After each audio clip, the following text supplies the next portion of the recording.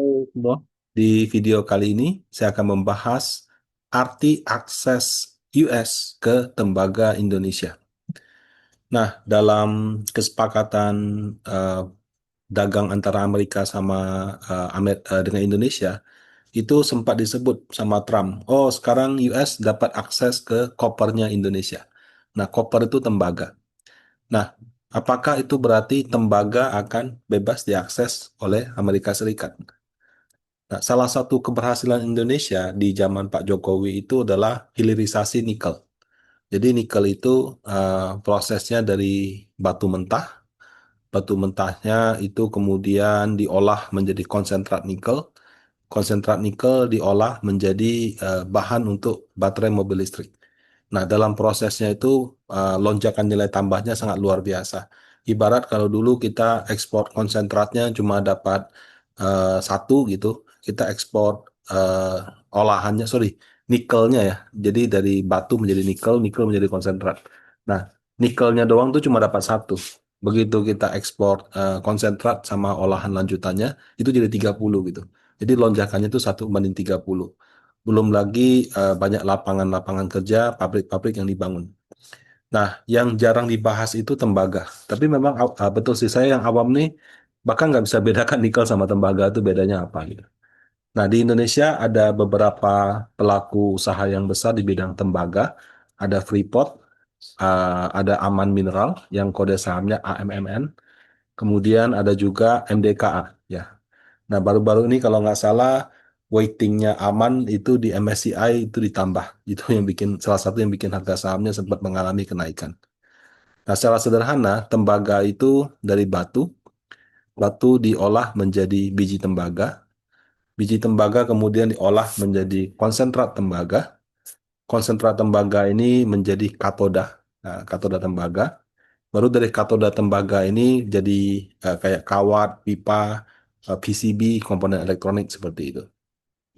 Nah, kalau berdasarkan Undang-Undang Mineral dan Batu Bara yang disahkan pada zaman Pak Jokowi dulu, yang sampai sekarang masih belum diubah, kalau yang dianggap sebagai hilirisasi, jadi yang boleh diekspor, itu adalah katoda tembaga.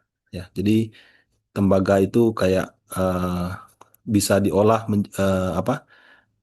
Biji tembaga itu diolah menjadi katoda tembaga seperti itu. Nah, kalau biji tembaga sama konsentratnya itu masih dianggap sebagai bahan mentah, sehingga dilarang untuk diekspor kecuali dapat izin khusus. Nah, izin khususnya itu biasanya diberikan kalau perusahaannya sedang bangun smelter dan dalam proses, seperti itu. Nah, jadi kalau waktu Trump bilang akses ke tembaga Indonesia, itu maksudnya apa? Ke batunya, ke bijinya, ke konsentratnya, ke katodanya, atau hasil olahannya gitu. Nah, kalau batu tuh kayaknya nggak mungkin gitu. Nah, saya sempat baca laporan keuangan Aman Mineral di 2024. Mereka mengolah 39 juta ton biji tembaga. Nah, itu dari batu jadi biji. Saya cari-cari eh, dengan bantuan AI gitu. Itu katanya sangat tergantung pada stripping ratio. Nah, jadi stripping ratio itu maksudnya gini, dari batu, batunya dibom, diledakkan gitu, kemudian dikupas, kemudian diproses secara kimia. Nah, itu untuk mendapatkan 39 juta ton biji tembaga itu harus memproses antara 120 sampai 200 juta ton batu. Nah, biji tembaga ini biasanya tidak diperdagangkan di dunia internasional. Kenapa? Karena waktu dia selesai dapat dari batunya, ya diolahnya di sekitar situ. Jadi nggak jauh-jauh. Nah, apakah Amerika mau akses batu-batu yang mengandung tembaga itu? Ya mana mungkin. Kamu mau angkut sekian ratus juta ton batu dari Indonesia ke Amerika itu mana nutup ongkos angkutnya kan berat gitu ya. Berat kan pasti makan minyak gitu. Nah, kemudian apakah dia akses bijinya? Nah, kalau secara praktek biasanya waktu sudah jadi biji tembaga itu langsung diolah menjadi konsentrat di dekat lokasi pertambangan. Nah, aman itu kan tahun 2024 menghasilkan 39 juta ton. Nah, 39 juta ton itu menjadi konsentratnya 858 ribu ton. Jadi rasionya sekitar 1 banding 45. Jadi 45 ton apa namanya? 45 ton biji tembaga itu jadi 1 ton konsentrat. Nah, konsentrat inilah yang selanjutnya dikirim ke pabrik smelter untuk diolah menjadi katoda. Nah, sebelum pemerintahan Jokowi memulai hilirisasi mineral, perusahaan tambang ini biasanya yang dia ekspor tuh konsentrat tembaga. Jadi dia langsung ekspor konsentratnya ke luar negeri. Nah, sama Pak Jokowi dipaksa. Pokoknya kalau kamu mau ekspor boleh, syaratnya kamu harus bangun smelter di Indonesia. Kalau kamu nggak bangun smelter, ekspornya dibatasin, kuotanya, waktunya, dan sebagainya. Nah, contohnya ya kalau dari zaman dulu yang Freeport ya, Freeport itu dipaksa sama pemerintah untuk bangun pabrik smelter di Gresik. Dia sudah punya satu, disuruh bangun satu lagi. Karena yang satu lagi udah lama gitu, atau mungkin kapasitas atau apa. Nah, pabrik smelter di Gresik ini dibangun dan selesai di akhir 2024. Kalau nggak salah sempat diresmikan sama Pak Prabowo juga. Nah, berdasarkan perkembangan waktu pabrik smelternya dibangun dan karena selesainya di akhir 2024, Freeport dikasih izin untuk ekspor sampai akhir 2024.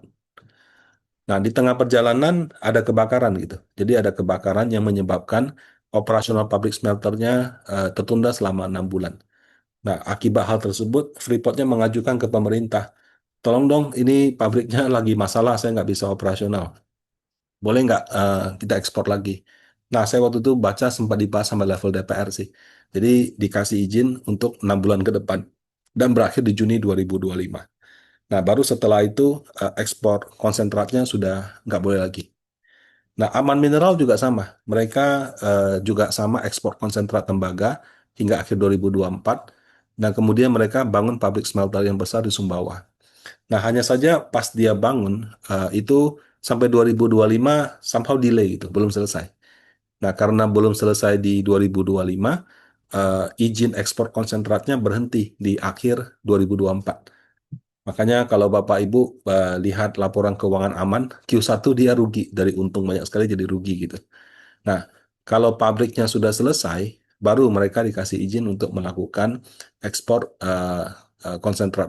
Sorry, dia sorry waktu itu dia mengajukan untuk seperti Freeport dikasih izin relaksasi, tapi nggak dikasih.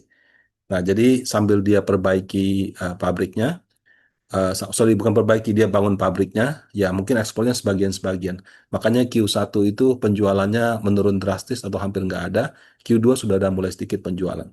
Nah, semakin cepat pabriknya beroperasional secara penuh, maka dia punya kinerja juga harusnya akan kembali normal. Jadi kalau dengan asumsi 2025 ini selesai, 2026 tuh income-nya akan normal. 2025 mungkin 3 sampai 6 bulan dia loss 70 sampai 80% income. Nah, kenapa bangun smelter ini sangat penting gitu? Karena ternyata kalau konsentrat tembaga diolah itu hasilnya nggak cuma jadi katoda gitu. Katoda itu kalau kita lihat kabel di dalam kabelnya itu, nah itu tembaga. Ternyata ada juga emas sama perak gitu. Nah, Aman sama Freeport itu di 1 ton konsentratnya itu bisa jadi sekitar 250 kilo katoda, 20 sampai 30 gram emas, 60 sampai 100 gram perak gitu. Nah, tergantung kualitasnya. Jadi, kalau nggak salah yang aman itu lumayan tinggi. Jadi, dia emasnya lebih banyak gitu. Freeport juga sama. Tapi di MDKA nggak. MDKA dia punya tembaga, hampir murni tembaga aja. Jadi, apa, emas sama peraknya nggak ada. Dia punya pabrik emas, tapi ya pabrik emas. Kalau yang MDKA yang tembaganya itu murni hanya tembaga aja. Nah, jadi secara ekonomis, kalau misalnya kayak MDKA nih, dia olah dari batu jadi biji, biji jadi konsentrat, konsentrat jadi katoda, itu marginnya paling cuma 10% atau bahkan di bawah 10%. Tapi kalau misalnya ada sampingan emasnya, ada sampingan peraknya, itu keuntungannya itu jauh lebih besar daripada yang tembaganya aja. Bahkan kalau dengan harga emas yang naik tinggi seperti sekarang, pendapatan sampingannya bisa lebih besar daripada pendapatan utamanya. Nah, itu yang membuat kalau kita lihat harga emas naik, kinerja aman kok naik, padahal kan dia pabrik tembaga gitu. Nah, kalau waktu Trump bilang tembaga ini bisa diakses itu, maksudnya apakah dia mau balik ke ekspor konsentrat aja gitu.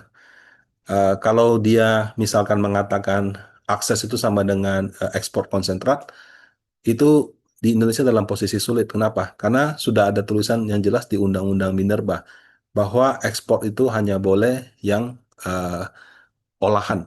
Konsentrat itu masih dianggap mentah gitu. Jadi tidak bisa. Kalau mau dipaksakan untuk dijual, berarti harus mengubah undang-undang. Nah, saat ini kan koalisi pemerintah Prabowo dengan partai-partai itu cukup bagus ya. Sampai PDIP juga mendukung. Praktis itu nggak ada komposisi lagi di DPR gitu. Sama kayak zaman Pak Jokowi dulu. Sehingga kalau mau mengubah bisa-bisa aja. Tapi apakah akan diubah? Nah, itu kan harus diperhitungkan. Karena tentu kan ada sentimen publik juga. Kita punya tarif 19%, ternyata bukan yang paling rendah juga. Dan negara-negara lain juga kurang lebih sama dengan kita. Jadi kalau misalnya kita sudah harus beli pesawatnya 50, kenapa harus balik ke konsentrat lagi? Itu kan penurunannya luar biasa gitu. Maksudnya pendapatannya ya. Karena dulu ekspor konsentrat sama ekspor olahan itu 1:30 di nikel. Kalau di tembaga belum ada datanya. Nah, apakah tentang kepemilikan tambang tembaga di Indonesia? Nah, jadi Amerika, pemerintahnya sih enggak, ya, tapi melalui company-nya Freeport-McMoRan, itu dia memiliki tambang Freeport di Indonesia dari zaman Pak Harto dulu. Nah, baru pada zamannya Pak Jokowi, akhirnya kita berhasil menguasai 51%, memaksa untuk bangun smelter, dan menempatkan direktur utamanya ya orang Indonesia lah, seperti itu. Nah, sekarang 49 tuh Freeport-McMoRan. Nah, apakah maksudnya si Freeport-nya US-nya jadi 51 lagi? Wah, kalau ini menurut saya lebih susah dari ubah undang-undang. Kenapa? Karena perjuangan untuk mendapatkan 51% itu sangat panjang. Itu sudah lintas presiden gitu. Sampai-sampai dulu ada kasus papa minta saham gitu. Nah, itu juga Bapak Ibu cari aja, itu juga berkaitan sama saham Freeport. Ya, karena dia konsentratnya menjadi tembaga, emas dan perak. Kalau dulu lebih parah. Dulu itu konsentratnya diekspor ke luar negeri. Kita tahunya cuma konsentrat, ternyata di luar negeri jadi emas sama perak. Nah, kita rugi banyak kan. Dengan smelter di Indonesia, Indonesia itu dapat untungnya. Nah, kalau misalnya mau dominan US lagi, rasa-rasanya ini bukan masalah partainya sepakat semua. Ini juga kedaulatan sih menurut saya ya. Nah, jadi menurut saya ini lebih susah daripada mengubah undang-undang minerba. Nah, apakah minta Indonesia tambah supply yang apa hilirisasi tembaganya ke US? Nah, itu aneh juga karena selama ini pembeli terbesar daripada ekspor olahan tembaga Indonesia itu bukan US, tapi China, Korea Selatan, sama satu negara lagi saya lupa. Justru Freeport-nya yang ekspor ke sana gitu. Jadi dia bukan ekspor kembali ke US. Nah, apakah untuk menurunkan hambatan atau kuota ekspor gitu? Nah, kalau hilirisasi, setahu saya pemerintah kita karena cuannya udah banyak, biayanya lebih lebih kecil. Sehingga kalau misalnya yang kita ekspor itu sudah olahan sesuai undang-undang itu sudah oke. Nah, kalau hambatan-hambatan yang sifatnya lainnya mungkin saya kurang tahu ya. Nah, jadi ada banyak kemungkinan tergantung kepada hasil negosiasi gitu. Nah, eh, jadi terus terang kalau yang tembaga ini saya belum tahu detailnya seperti apa. Saya sempat ngobrol dengan salah satu pejabat yang ada di tim apa tim negosiasi Indonesia dengan US. Apakah ini mungkin berkaitan sama ekspornya Freeport karena US punya 49%? Apa mungkin ada selisih pajak gitu. Jadi misalnya biaya ekspor atau biaya pajaknya untuk khusus itu lebih rendah. Nah, itu sampai sekarang masih belum jelas karena dengan segitu banyak huru hara ya dari MSCI segala macam ini kayaknya sudah tertutup beritanya. Tapi menurut saya kalau diolah dengan baik bisa saja ini menjadi game changer yang berikutnya karena nikel sudah jadi game changer. Ekspornya naik 30 kali lipat. Tembaga ini baru akhir 2024 pabrik smelternya jadi. Jadi most likely 2025 kan sempat ada yang kebakaran sehingga tunda ya. Tapi 2026 nanti menurut saya ekspor daripada olahan tembaga ini bisa saja membuat surplus dagang kita terus-menerus menjadi positif. Nah, itu kan menjadi hal positif bagi Indonesia. Nah, demikian. Semoga bermanfaat. Kalau ada pertanyaan atau komentar, bisa di chat di bawah ya. Semoga bermanfaat. Terima kasih.